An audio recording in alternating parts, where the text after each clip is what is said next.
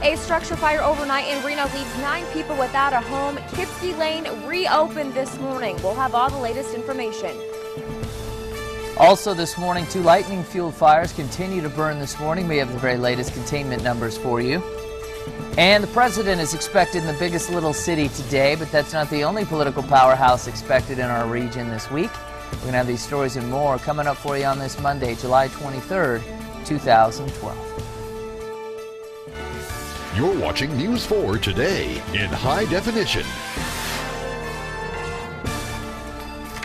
And a good Monday morning, everybody. Welcome to the final half hour of News 4 Today as we get you going on this 23rd day of July. If you're just joining us, we have some breaking stories to tell you about. And just a few minutes ago, the NCAA has slammed Penn State with an unprecedented series of penalties, including a $60 million fine and the loss of all Joe Paterno's victories from 1998 to 2011.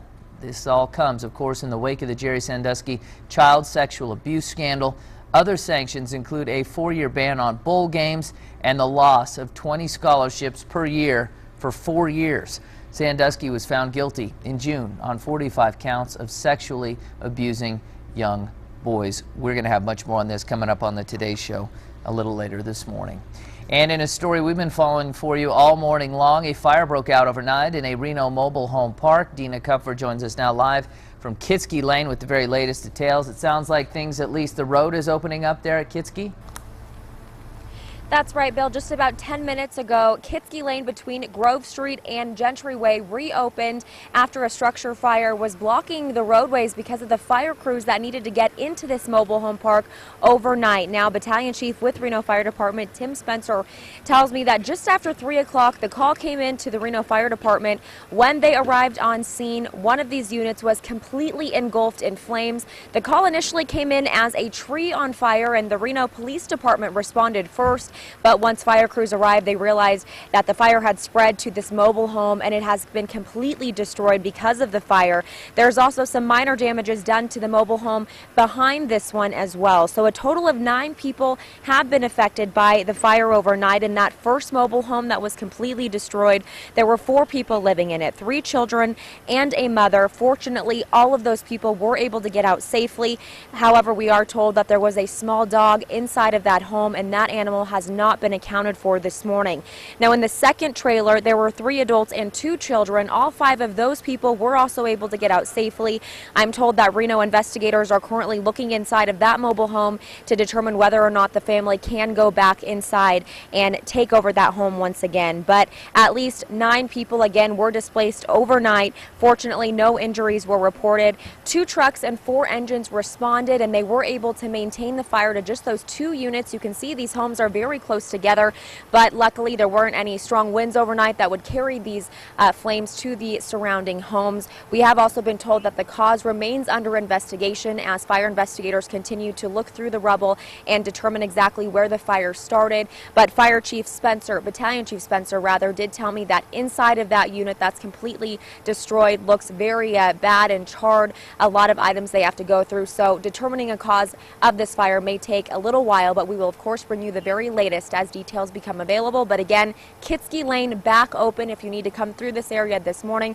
So that's some more good news to report on. Reporting live here on Kitsky, I'm Dina Kupfer. Bill, I'll send it back to you in the studio. All righty. Thank you very much for that, Dina. You can see there that Dina has the umbrella up. More scattered showers throughout the valley this morning. Let's take a quick peek outside if we can. Shot from our ACES camera there. July 24th. They are coming back into town tomorrow. Rain's going to be falling today, perhaps, so should be sunny skies, at least for the initial 3 or 4 days of their homestand, so it should be good.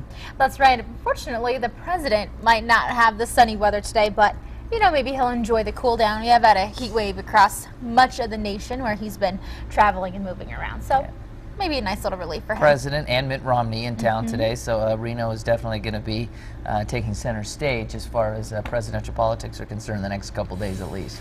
That is exactly right. We'll be on top of your weather forecast for that, making sure there aren't any problems with the landing or anything later on this afternoon or morning, I should say. Taking a look at the storms as they did develop yesterday afternoon and evening around 2, 3, 4 o'clock. And then we got some pretty significant cloud cover. Rain showers did start around 6, 7, and 8 o'clock across western Nevada. If you remember, those clouds were pretty heavy east before making their way into western Nevada. I-80 at Nugget Avenue, a little bit wet this morning. We'll have isolated to scattered showers and thunderstorms throughout much of your day. We're tracking some lightning strikes to the south and the east, and I have some pretty awesome pictures that were posted on our Facebook page yesterday, so I will make sure to bring those up later on. Looking outside right now, 67 degrees on your Monday morning with winds out of the north-northwest at about 5 miles per hour with 61% humidity.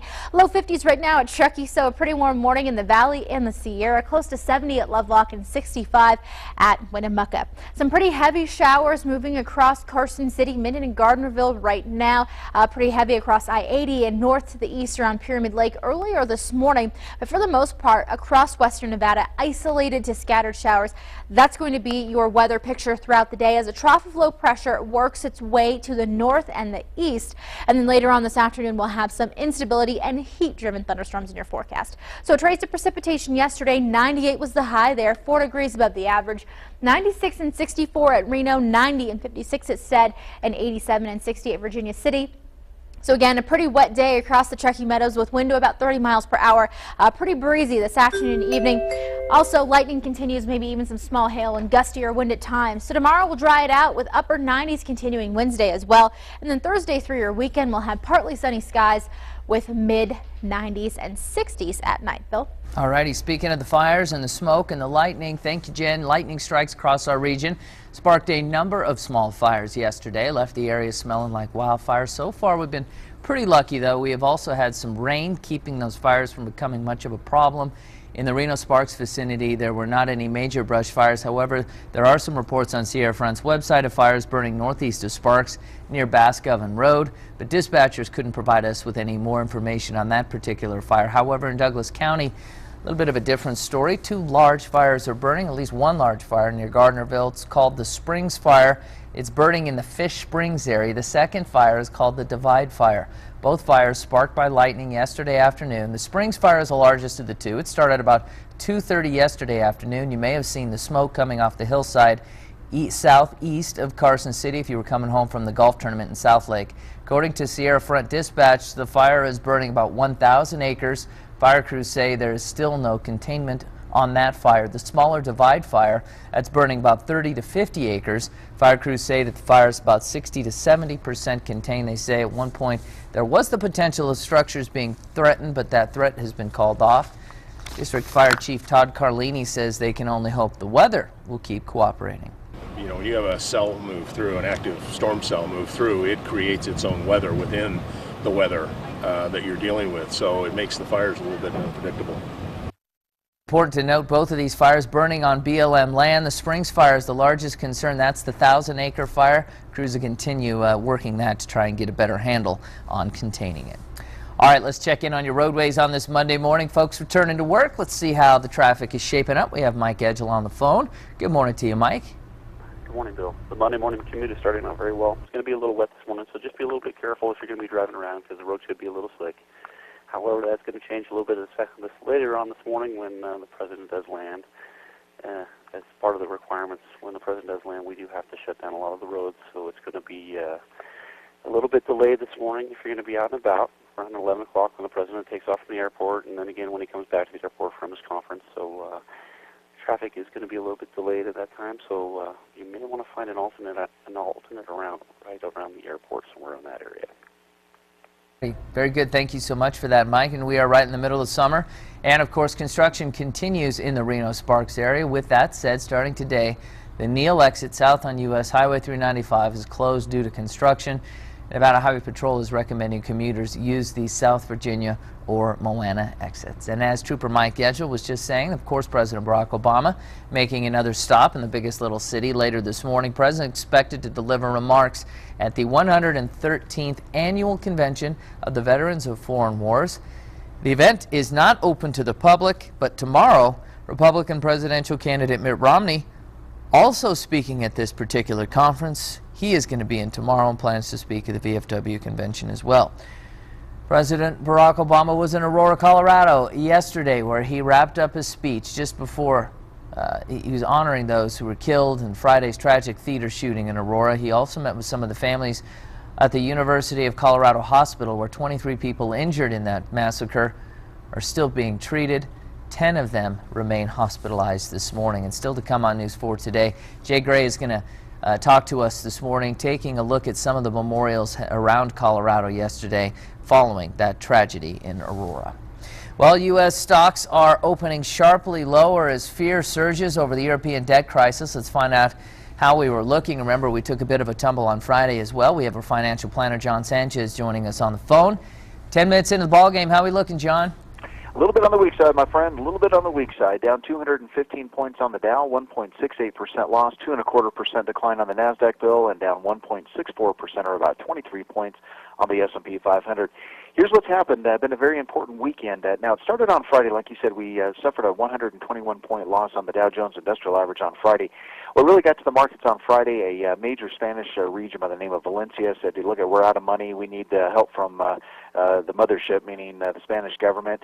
That created some weakness there. Then over the weekend, another region in Spain also said they're out of money. So we saw an immediate run-up in the 10-year Treasury yield in the Spanish bond market, and that, of course, is creating a significant amount of global pressures. That 10-year yield cresting well above the 7.5% mark, and that transitioning over to areas around the world. About a half hour ago, the Spanish officials as well as Italian officials banned short selling on all their stocks, try to succumb to some of this selling pressure that's going on there. As far as here at home, we have no economic reports on the calendar, so it's all about the global situation. McDonald's did report earnings of $1.32 a share, 5 cents below estimates. The Dow component's down 3.5%, a $3.26 loss to 88.26. Bill, the Dow's down 224 points, 1.75% at a trade level of 12,598. Nasdaq losing 69 points, 2.37% at 2,855, and a 23-point decline on the S&P 500, 1.7%, trading at 1,339. Back to you in the studio, Bill. Have a great Monday. Rough start. Thank you, John. Well, coming up after the break, we will have more on your full weather forecast. But first, here is your travel forecast across the region. Looks like we are doing pretty well with all of the storms. We'll be right back.